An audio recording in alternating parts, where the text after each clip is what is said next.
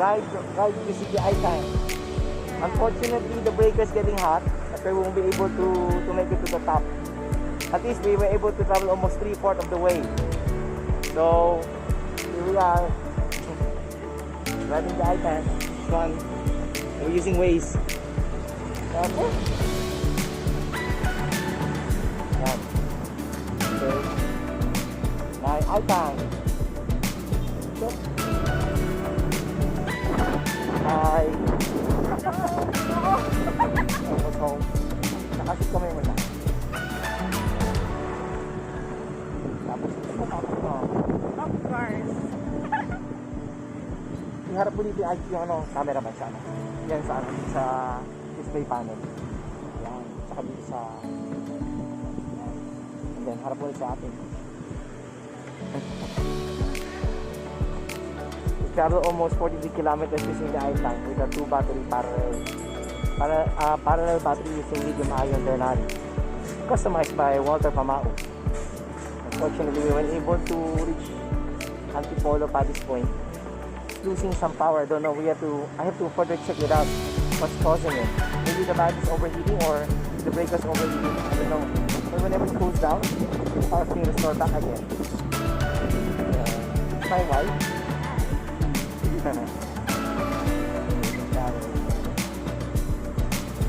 Almost there. Going home.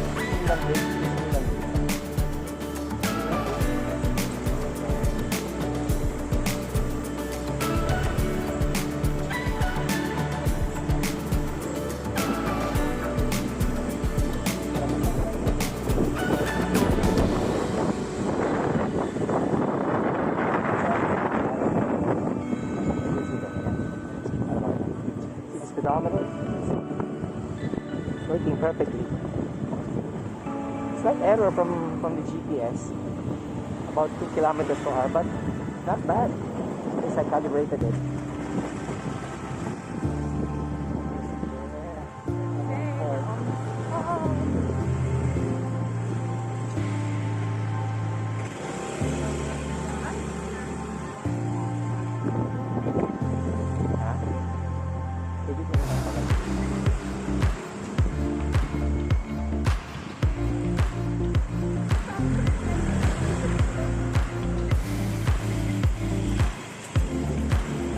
What a ride.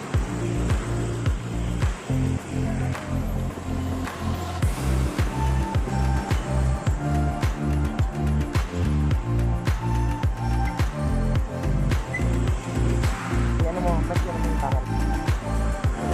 Hindi na iPhone yan, that's it.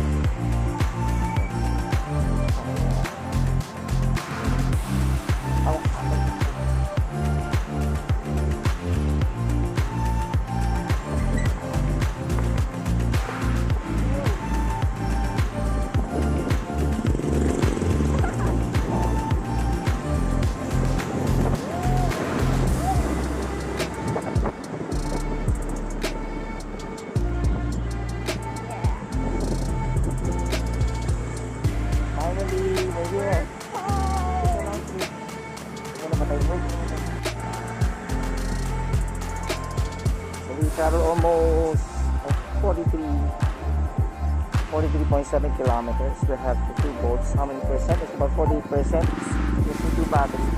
I bring an extra battery just to be sure that we'll be able to make it. Unfortunately, I didn't use it at all. And then that's the whole.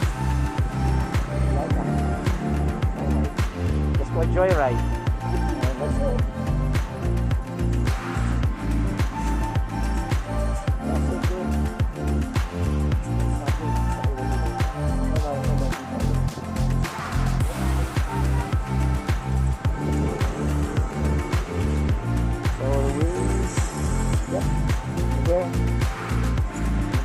Temperature is about 60 degrees Celsius from the controller.